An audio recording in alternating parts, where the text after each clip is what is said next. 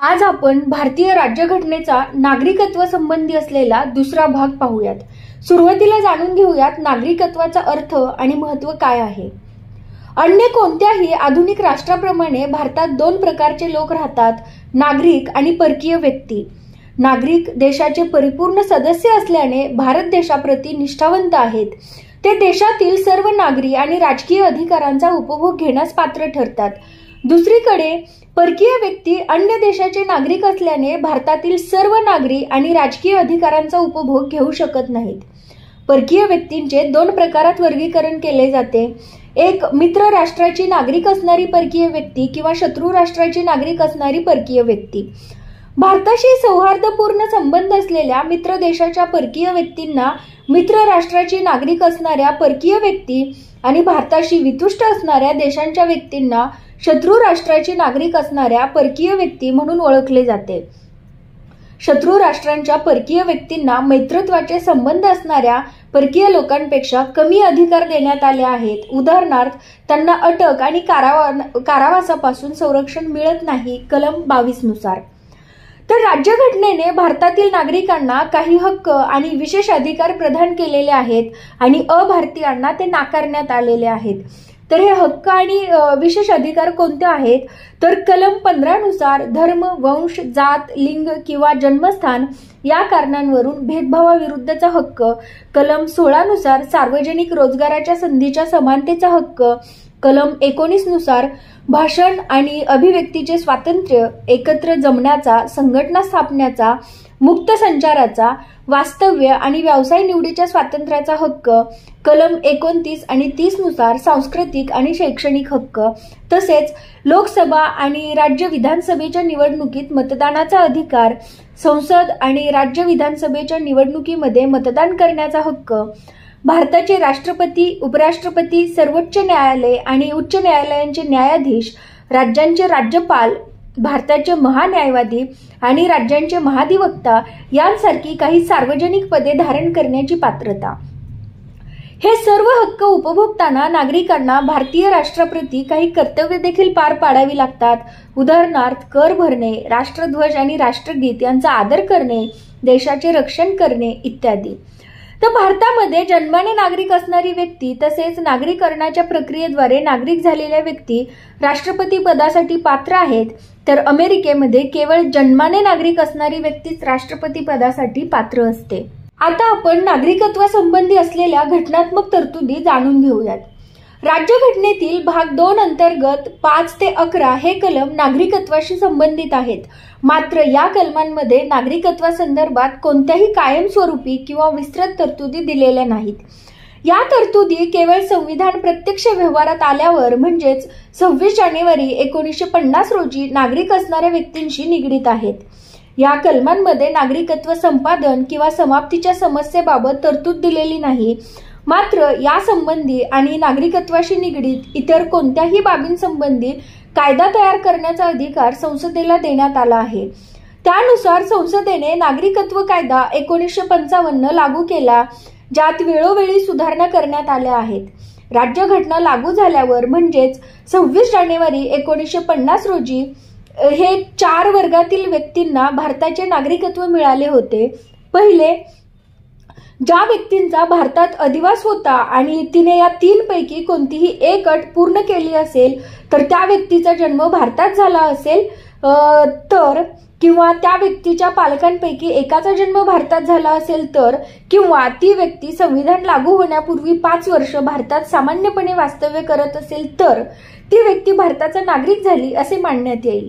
दुसरे, पाकिस्तानातून भारतात स्थलांतर केलेल्या एखाद्या व्यक्तीचा किंवा तिच्या आई वडील किंवा आजी आजोबा दोघांपैकी एकाचा जन्म अविभक्त भारतात झाला असेल आणि त्या व्यक्तीने या 2 पैकी कोणतीही एक अट पूर्ण केली असेल तर ती व्यक्ती भारताचा नागरिक झाली असे मानण्यात आले। जर त्या व्यक्तीने 19 जुलै 1948 पूर्वी भारतात स्थलांतर केले असेल आणि त्याच्या स्थलांतराच्या तारखेपासून ती सामान्यतः भारतातच राहत असेल तर, किंवा जर ती व्यक्ती 19 जुलै 1948 रोजी किंवा त्यानंतर भारतात स्थलांतर झाली असेल तर ती भारताचा नागरिक म्हणून नोंदणीकृत करण्यास आली असेल। मात्र एखादी व्यक्ती नोंदणीसाठी अर्ज केलेल्या तारखेपूर्वी 6 महिने भारतात राहिली असेल तरच तिची अशा प्रकारे नोंदणी होऊ शकत होती. तिसरे, 1 मार्च 1947 नंतर भारतातून पाकिस्तानात स्थलांतरित झालेली परंतु नंतर पुनर्वसनासाठी भारतात परतलेली व्यक्ती भारतीय नागरिक होऊ शकणार होती. यासाठी त्या व्यक्तीने नोंदणीसाठी अर्ज केलेल्या तारखेपूर्वी 6 महिने भारतात रहिवास करणे आवश्यक होते. ही तरतूद 1 मार्च 1947 नंतरच्या परंतु 26 जानेवारी 1950 पूर्वीच्या स्थलांतरासंदर्भात आहे. 26 जानेवारी 1950 नंतर स्थलांतरित झालेल्या व्यक्तींच्या नागरिकत्वाच्या प्रश्नावर नागरिकत्व कायदा 1950च्या तरतुदीनुसार निर्णय घ्यावा लागतो. चौथे आहे, एखादी व्यक्ती किंवा तिचे आई वडील किंवा आजी आजोबा यापैकी एकाचा जन्म अविभाजित भारतात झालेला असेल तर आणि अशी व्यक्ती सामान्यतः भारताबाहेर राहत असेल तरीही भारतीय नागरिक ठरवली जाऊ शकते. मात्र यासाठी तिचे वास्तव्य असलेल्या देशातील भारतीय दूतावासामध्ये किंवा वाणिज्य दूतावासामध्ये भारताचे नागरिक म्हणून नोंदणी केलेली असणे आवश्यक आहे. अशा प्रकारे या तरतुदींमध्ये ज्यांना भारतीय नागरिकत्व मिळवायचे आहे अशा भारताच्या परदेशी नागरिकांचा समावेश करण्यात आला. थोडक्यात सांगायचं तर या तरतुदी 1 भारतात रहिवास करणाऱ्या व्यक्ती, 2 पाकिस्तानातून भारतात स्थलांतरित झालेल्या व्यक्ती, 3 पाकिस्तानात स्थलांतरित होऊन नंतर भारतात परत आलेल्या व्यक्ती आणि 4 भारताबाहेर राहणाऱ्या भारतीय वंशाच्या व्यक्ती यांच्या नागरिकत्वाशी संबंधित आहेत. नागरिकत्वाच्या संदर्भात इतरही काही घटनात्मक तरतुदी आहेत. त्या अशा की 1, जर त्या व्यक्तीने स्वेच्छेने अन्य परदेशी राष्ट्राचे नागरिकत्व प्राप्त केले असेल तर ती व्यक्ती भारताची नागरिक असू शकत नाही किंवा भारताची नागरिक असल्याचे मानले जाऊ शकत नाही. 2, संसदेने केलेल्या कोणत्याही कायद्याच्या तरतुदींच्या अधीन राहून भारताचा नागरिक म्हणून ओळखल्या जाणाऱ्या किंवा मानल्या जाणाऱ्या प्रत्येक व्यक्तीचे नागरिकत्व अबाधित राहील. 3, नागरिकत्व संपादन आणि समाप्ती तसेच नागरिकत्वाशी संबंधित इतर सर्व बाबींच्या संदर्भात कोणतीही तरतूद करण्याचा अधिकार संसदेकडे राहील. यानंतर आपण नागरिकत्व संबंधी राज्यघटनेतील कलम पाहूयात. कलम 5, संविधानाच्या प्रारंभीचे नागरिकत्व. या संविधानाच्या प्रारंभी भारताच्या राज्यक्षेत्रात ज्या व्यक्तींचा अधिवास आहे आणि जी भारताच्या राज्यक्षेत्रात जन्मली होती किंवा जिच्या मातापित्यांपैकी कोणीही एक भारताच्या राज्यक्षेत्रात जन्मले होते किंवा जी अशा प्रारंभाच्या लगतपूर्वी किंवा 5 वर्ष इतका काळ भारताच्या राज्यक्षेत्रात सामान्यतः निवासी आहे अशी प्रत्येक व्यक्ती भारताची नागरिक असेल. कलम 6, पाकिस्तानातून स्थलांतर करून भारतात आलेल्या विवक्षित व्यक्तींचे नागरिकत्वाचे हक्क. कलम 5 मध्ये काहीही असले तरी जी व्यक्ती आता पाकिस्तानात समाविष्ट असलेल्या राज्यक्षेत्रातून स्थलांतर करून भारताच्या राज्यक्षेत्रात आलेली आहे ती व्यक्ती जर तिचा अथवा तिच्या मातापित्यांपैकी किंवा तिच्या आजी आजोबांपैकी कोणाही एकाचा गव्हर्नमेंट ऑफ इंडिया ऍक्ट 1935 यात व्याख्या केलेल्या भारतात जन्म झाला असेल तर आणि दुसरे अशा व्यक्तीने 19 जुलै 1948 या दिवसापूर्वी याप्रमाणे स्थलांतर केलेले असेल त्या बाबतीत आपल्या स्थलांतराच्या दिनांकापासून ती भारताच्या राज्यक्षेत्रात सामान्यतः निवासी असेल तर किंवा 3 अशा व्यक्तीने 19 जुलै 1948 या दिवशी किंवा त्यानंतर याप्रमाणे स्थलांतर केलेले असेल त्या बाबतीत तिने नागरिकत्वासाठी डोमिनियन ऑफ इंडियाच्या सरकारने नोंदणी संबंधात नियुक्त केलेल्या अधिकाऱ्याकडे त्या सरकारने विहित केलेल्या नमुन्यात व रीतीने या संविधानाच्या प्रारंभापूर्वी केलेल्या अर्जावरून अशा अधिकाऱ्याने तिची भारताची नागरिक म्हणून नोंदणी केलेली असेल तर या संविधानाच्या प्रारंभी भारताची नागरिक असल्याचे मानले जाईल. परंतु असेही कोणतीही व्यक्ती आपल्या अर्जाच्या दिनांकाच्या लगतपूर्वी निदान 6 महिने भारताच्या राज्यक्षेत्रात निवासी असल्याशिवाय तिची याप्रमाणे नोंदणी केली जाणार नाही. कलम 7, स्थलांतर करून पाकिस्तानात गेलेल्या विवक्षित व्यक्तींचे नागरिकत्वाचे हक्क. कलम 5 व 6 यामध्ये काहीही असले तरी जी व्यक्ती 1 मार्च 1947 या दिवसानंतर भारताच्या राज्यक्षेत्रातून स्थलांतर करून सध्या पाकिस्तानात समाविष्ट असलेल्या राज्यक्षेत्रात गेलेली आहे ती व्यक्ती भारताची नागरिक आहे असे मानले जाणार नाही.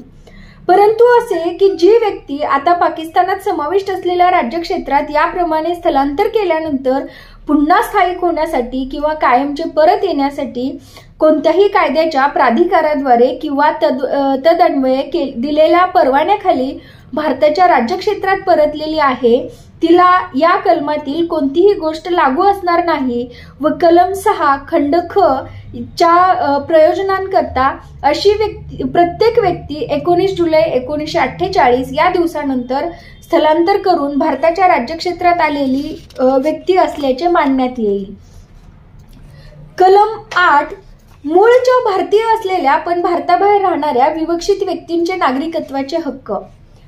कलम 5 मध्ये काहीही असले तरी जी व्यक्ती किंवा जिच्या मातापित्यांपैकी किंवा आजींपैकी कोणीही एक गव्हर्नमेंट ऑफ इंडिया ऍक्ट 1935 यात व्याख्या केलेल्या भारतात जन्मलेले होते आणि ती ज्याप्रमाणे व्याख्या केलेल्या भारताच्या बाहेरील कोणत्याही देशात सामान्यतः निवास करत आहे अशी कोणतीही व्यक्ती जर तिने त्या काळी त्या देशात ती राहत असेल त्या देशातील भारताच्या राजनैतिक किंवा वाणिज्यदौतिक प्रतिनिधींकडे डोमिनियन ऑफ इंडियाच्या सरकारने किंवा भारत सरकारने विहित केलेल्या नमुन्यात व रीतीने या संविधानाच्या प्रारंभापूर्वी व नंतर नागरिकत्वासाठी केलेल्या अर्जावरून अशा राजनैतिक किंवा वाणिज्यदौतिक प्रतिनिधीने तिची भारताची नागरिक म्हणून नोंदणी केलेली असेल तर भारताची नागरिक असल्याचे मानले जाईल। कलम 9 परकीय देशाचे नागरिकत्व स्वेच्छेने संपादणाऱ्या व्यक्ती नागरिक नसणे। कोणत्याही व्यक्तीने कोणत्याही परकीय देशाचे नागरिकत्व स्वेच्छेने संपादिले असेल तर ती व्यक्ती कलम 5 च्या आधारे भारताची नागरिक असणार नाही अथवा कलम 6 किंवा कलम 8 च्या आधारे भारताची नागरिक आहे असे मानले जाणार नाही। कलम 10 नागरिकत्वाचे हक्क चालू राहणे। या भागातील पूर्वगामी तरतुदींपैकी कोणत्याही तरतुदीन्वये जी भारताची नागरिक आहे किंवा असल्याचे मानले जाते अशा प्रत्येक व्यक्तीचे नागरिकत्व संसद जो कोणताही कायदा करील त्याच्या तरतुदींना अधीन राहून चालू राहील। कलम 11 संसदेने नागरिकत्वाच्या हक्काचे कायद्याद्वारे विनियमन करणे। या भागाच्या पूर्वगामी तरतुदींतील कोणत्याही गोष्टींमुळे नागरिकत्वाचे संपादन व समाप्ती आणि नागरिकत्व विषयक अन्य सर्व बाबी याच्या संबंधी कोणतीही तरतूद करण्याच्या संसदेच्या अधिकाराचे न्यूनीकरण होणार नाही।